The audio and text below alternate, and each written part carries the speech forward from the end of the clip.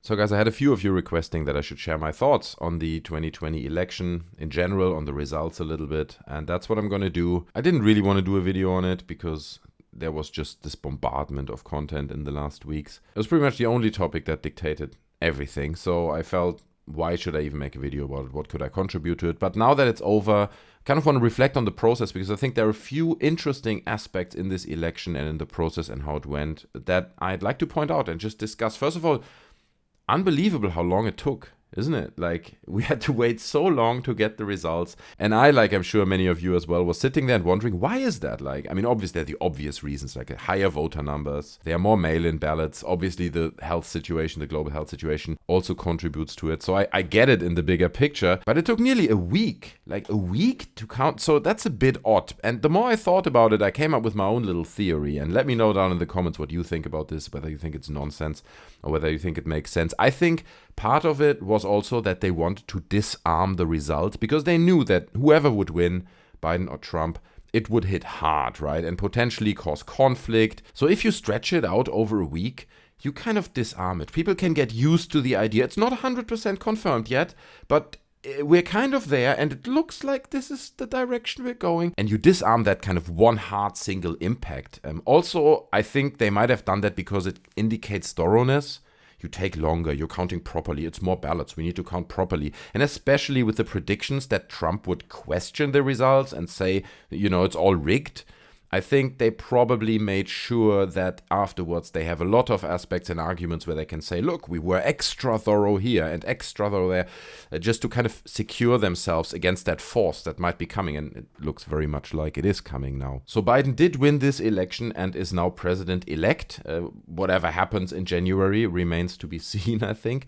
But removing Trump is not the solution to this problem. It's a great first step, if you would like to remove him, if you want to kind of stop this Trumpist movement. But the people will keep going, right? The people are out there. They are on the streets. And I mean, 70 million people voted for this guy in this election. 70 million people. That is not a small amount of people by anyone's imagination. And obviously most of them voted for Trump for various reasons, right? It's not that they all just want no immigrants or they don't want this and that. I think, for example, that Biden spoke so openly about gun control. I saw him on Twitter where he's like, we need gun control. People on both sides, Democrats and Republicans, they hate that kind of stuff. That's just pushing people into the Trump direction. And I can imagine that some people literally just voted because of arguments like that for Trump. But we can see this deeper underlying problem of 70 million people in the United States, probably more, and around the world. It's a global phenomenon of people like not trusting traditional politics, general distrust in governments, politicians, the police, and even other people, right? You don't trust those groups, you don't trust, those are liberals, those are socialists, those are communists, and you just see this massive divide.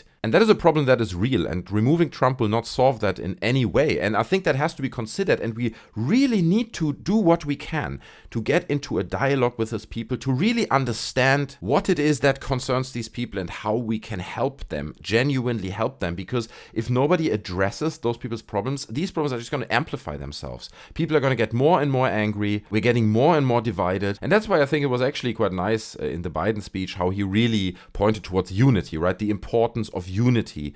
I mean, it is out of desperation. I understand that he's taking over a country that is as divided as probably never before, or rarely before. So what else can he do, right, except trying to seed unity? But I have to say, in the Trump corner's defense, they did take the loss with more dignity than I expected. I mean, there were a few fallouts, like, for example, Trump Jr. tweeting, what did he tweet? Like, he basically called Trump to go to total war over this election. There were no sharing of congratulation messages as it is normally tradition. If someone at least wins the election, you get a congratulations message from the opponent. Didn't happen. But overall, there was no direct agitation of people. Okay, that's a big thing. Like, Trump did not say, we gotta take to the streets now. Generally, he was very moderate in his appearances for his standards, obviously. But I do really appreciate, on one hand, that he didn't agitate people, but also that people did not go crazy. Even there were those celebrations in the streets that people didn't disturb them and drive into them with trucks or whatever, because we have to understand the emotional stakes in this, right? Both sides of this, whether you're on the Trump or the Biden side, both sides are under the belief that the opposing side is the worst of any option you could ever have. Both sides believe that from their heart. So I'm surprised that there was not more emotional responses, outbursts of aggression, of anger, of calling out the celebrations as riots and Antifa looting and whatever, right? I didn't see any of that, and I'm positively surprised by that. And I think, to be honest, in parts, we have to thank the president for that he didn't push more buttons. He could have pushed more buttons. He didn't do that. However, it's not over yet. Trump is now pushing kind of the fraud and kind of the hacks narrative, right? It's all been hacked and it's all been fraudulent. And we know that his supporters are standing by, as he said himself. And if he calls out for resistance in a week from now and says, it's all fraud, they're taking the country from us, throwing out these kinds of narratives, I can totally see this still being flipped and there being violence in the streets, left versus right, kind of civil war scenarios. I can totally still see that happening. I'm just saying, so far, respect that they didn't push that button. However, did you see the Giuliani press conference that he held in the Four Seasons Total Landscaping parking lot between a crematorium and like a vibrating adult toy shop? This is not a joke. I thought first it's a joke, right? Because I saw the pictures, like, they're not going to get through with this. They reserved that spot. It was a mistake. They're not going to go there and do a press conference. But he did it. He did the full press conference, the lawyer's press conference from this parking lot with a yellow fire hose in the background. I mean, respect for pulling it off, but it's also like it was the most desperate thing I've ever seen. I'm gonna be honest with you. How could they even go through with this? I mean, even a white wall somewhere in someone's living room would have been better than the parking lot of the Four Seasons Total Landscaping gardening shop. And even though all this sounds ridiculous, it does not mean, we have to keep this in mind, it does not mean that they're not going to get through with this. They're going to file many lawsuits. They're going to try to claim fraud. And I would not be surprised if they somehow wiggle their way through this, honestly. Stuff like this happened.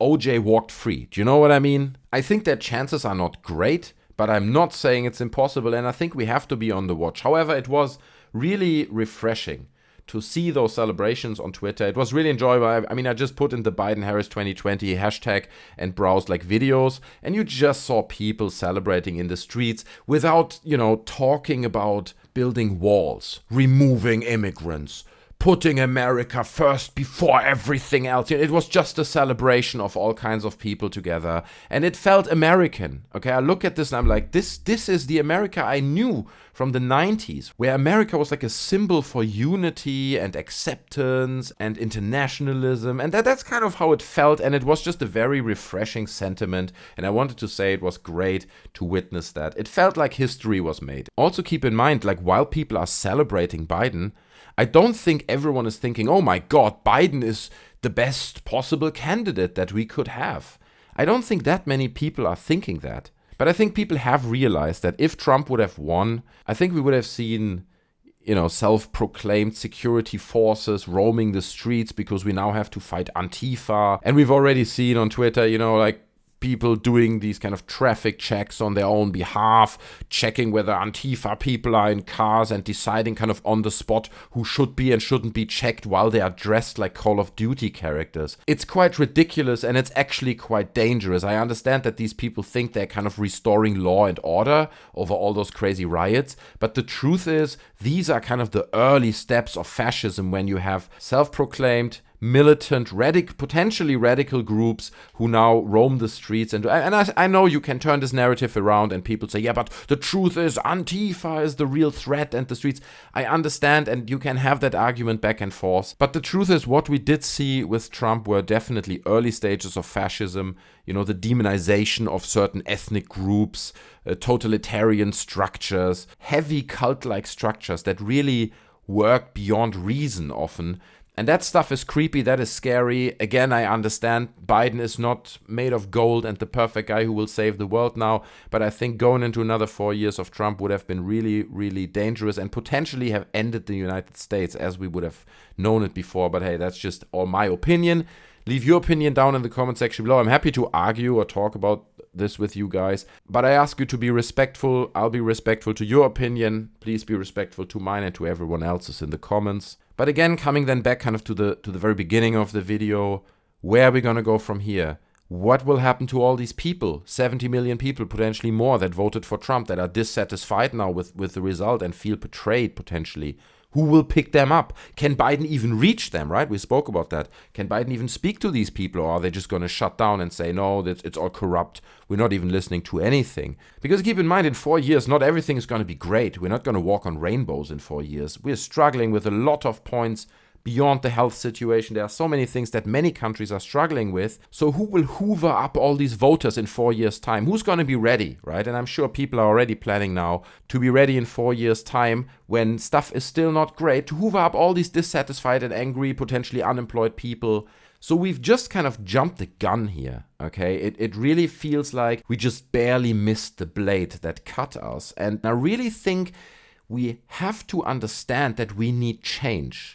That's what the unifying aspect is, I think, right? We have these people supporting Trump, having distrust in politics, which has been built up over generations and to an extent is justified. But at the same time, I think many people on the Biden side also want change. And we understand that many of the economic systems and other systems that we built over generations don't work anymore. They come from a different time. We need radical change. And I think if we would have a leader that can facilitate that while unifying the people, I don't mind. I think it can be greatly beneficial to have a charismatic, thoughtful, reflected leader that is able to bring everyone on board, a little bit what Obama did in the beginning. Now this narrative has changed as well. So it's incredibly difficult. But one thing is for sure, Trump is not that charismatic leader that brings that change. He's just not. He's good at certain things. He's bad at other things.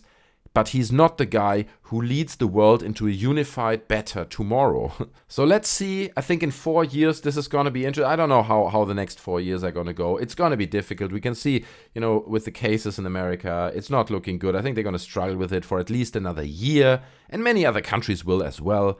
I don't know if the vaccines are really going to work how we imagine. But this is a different video. It's a different video. We're not going there now. Guys, these are basically my thoughts. I hope you enjoyed the video. I hope you learned something. Leave your thoughts down in the comment section below. I'd really appreciate them. Again, if you made it to the end of the video, I give you a special thanks. That's really very much appreciated because many people, they just put half on. It's like people just don't have an attention span. People are switching off. If someone's talking to them, at some point digesting information is not a lot of fun for many people. So there you are. Thanks for being here with me, and I really appreciate to have you around on the channel. Thanks very much. Leave a like, subscribe if you haven't done that yet. I'll see you next time. I'm out, guys.